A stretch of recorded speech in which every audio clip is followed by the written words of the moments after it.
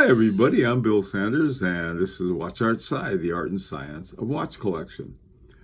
Today we're going to talk about the buying a watch. This is part 2 of how to get a watch of a certain type that you want at obviously at the best price. Now in the part 1 we talked about the types of watch, and this is about mechanical watches. We talked about a horological tier. We talked about movement base, some of which were not revealed. We talked about a little about fraud and theft. These are blind watches that are problematic in that. We talked about a high resale value, the pluses and minuses of that. And then we talked about buying the type of watch. We talked about office watches, sports watches, dress watches, and then executive watches. And so most watches that guys buy, at least, are sports watches of some sort. And so let's get going. Let's take a look at buying some watches. Now, the first one I want to talk about is Rolex. One of the things about Rolex is that you have certain kinds of choices you may not be aware of.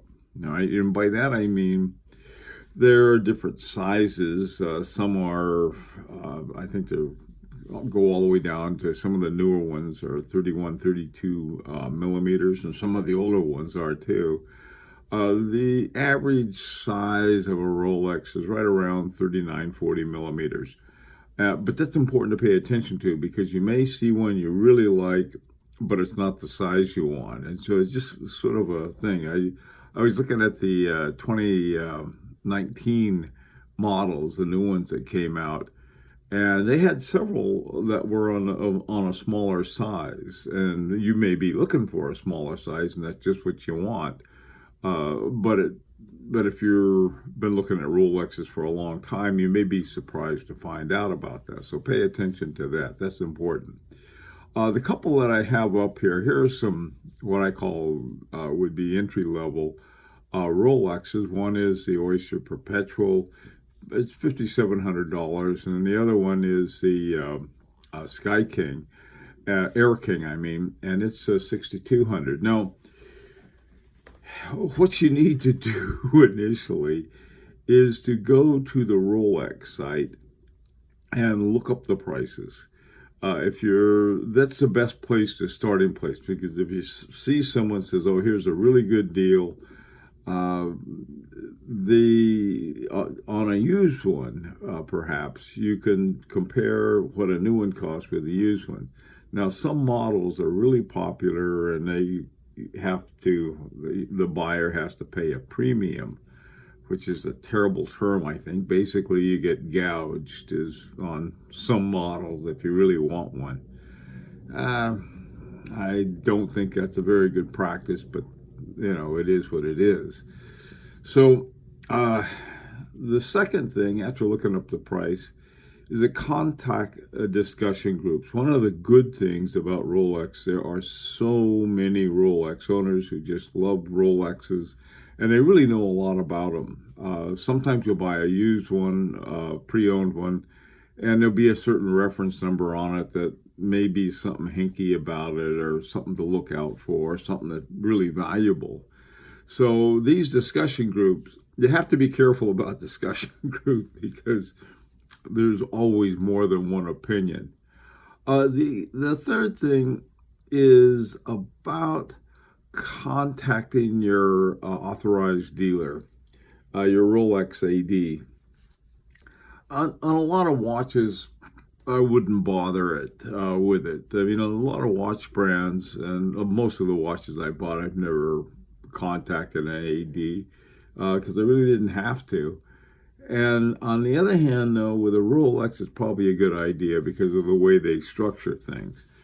If you get into a discussion group and there's a watch that you want, and you got to be careful. The person may say, "Hey, I know a really good deal," or something like that. And sometimes that's exactly what it is, a really good deal. Other times, not so much. So With a Rolex, do your homework, contact the discussion groups, not just one, but a lot of them, and find out as much information as you can about it. And then you can go, if you go down to your AD and say, hey, I want to buy this one, it says it's this much on their site, that may be that simple. Okay, so Rolex is sort of is in another category. I don't have a Rolex. The reason I don't have a Rolex, among other things, is that I like watches that have exhibition windows in the back so I can see them, and I like wind up. And most Rolexes are automatics. So nothing against Rolex, it's just sort of my own idiosyncrasy. A lot of models I do like. Now, the first thing I want to talk about is discontinued models. If you want to find some good buys, oftentimes they're models that they quit making. And the first one I like and may eventually get is called the Cellini Rolex Prince. And so if you're looking for a watch and the thing is just crazy expensive out of what you can afford, you might consider discontinued models. Now, sometimes the discontinued models, they'll have a new model every year with slight variations, like sort of car models. But other ones they have and they just don't sell, and so they drop them. The Cellini Prince was one they dropped. It's a manual wind. It has a shaped movement. It's got everything I like. And so it's a pretty good price. Another one that surprised me was Vacheron Constantin. They had this, in 1972, they had a watch win, what was called the Prestige de la France. They discontinued it. That thing was like $40,000. I mean, very expensive. But keeping your eye on these things, and that's where you can find some really good buys. I happen to like the Prestige de la France. It's unique. It's a really neat watch. I have sort of the middle version. They made 3 versions, the last one in 2013. I like the middle one. A couple other ones that I found. Here's a Girard-Perregaux Traveller. This is a very cool watch. Now, this one I found was $13,350. That was the list price originally, and it's been reduced to less than half of that. The Traveller is no longer made by Girard-Perregaux. They dropped it. You can find brand new ones for half of what they were originally. Now, another one that was a big surprise to me was a Patek Philippe Gondolo. I went to their site and they don't make them anymore. So what? Or at least they don't. They discontinued them. I've had them for years. And it was one that I liked. This particular one was reduced by 24%. I found that on there are places like that sell reduced prices on Patek Philippe's, and probably, and also too, I think you can find some new Rolexes that have been discontinued on outside of the AD structure. Okay, so discontinued models. Here are a couple here that you can get a real good watch at a significant discount. Now, there's another kind of thing too. These are the Condition Zero and what I call the Unsold New Models. And Condition Zero is simply an industry term for brand new. But they can't use brand new because they're tied into the manufacturer's list price. For example, this is H. Moser at Sea, one of my favorite brands. Excellent watch. Retail price was $29,000. It was reduced to $16,500, almost half off. And now, when you're talking about half off of $30,000, you're talking about a big drop in price. Another one that I found was an Amiga Constellation. The retail price on this one was $8,900. It was reduced to $5,495. Now, again, this was one that they still make them. The same thing with the H. Moser Ventura. They still make them, but they were unsold. There's the reason for this can be anything. People may not have liked this particular style of the Omega. The same with the H Moser. You never know. That H Moser, though, I love it. The Omega, I like the Constellation, but the most popular models would be the Man in the Moon or one of the other ones that are popular. But this is a neat watch. It's got the coaxial escapement. It's got I think it's the 8900 movement. It's got an in-house movement to it. Again, this thing is significantly reduced because what it was, they just couldn't, for whatever reason, the thing hung around in a store for too long, just didn't sell. So they put it into these other channels, and that's the place to look for some really good buys.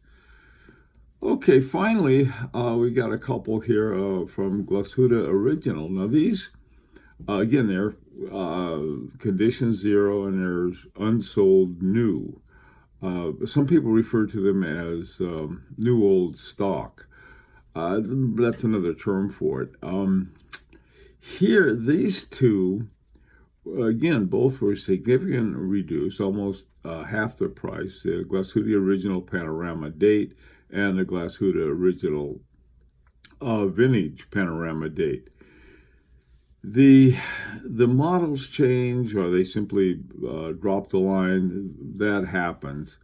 In this particular one, the Vintage Panorama Date is the vintage from the 1970s, sort of this squarish look to it, with the bracelet. The Glashütte Original Panorama Date is one I really like. It's got a nice big date window. It's got a moon phase. It's a cool looking watch. I tend to be more conservative along those lines. Watch I'm wearing now is a FP Journe Chronomet Souverain. You can see it's just very plain and simple watch, but nice watch. Okay, so in buying a watch, it pays two things. One, this is hard to do. Some collectors are like dogs wagging their tails. They go into something, they just they see it and boom, they grab it. Any kind of watch you buy, always have a backup. And by a backup, I mean another one. You make an offer and heck with it, they're not going to give you one. So have a backup. So not a backup price, but a backup watch. Take a look at a couple watches that are in your purview. One of the early watches I bought a Vacheron Constantin overseas, and I couldn't make up my mind between a Vacheron Constantin overseas and an Audemars Piguet Royal Oak. I liked them both. They're both stainless steel. They were right around the same price, but I made an offer less than the list price, which I think you always ought to do. You can't do it too much with Rolexes, but sometimes you'd be surprised, especially if you're dealing with a pre-owned one. Here, what happened was that one guy said, "Well, we don't bargain." Okay, and the other one said, "Okay, I'll take your offer." And so I got a watch that I had for years and loved it a lot.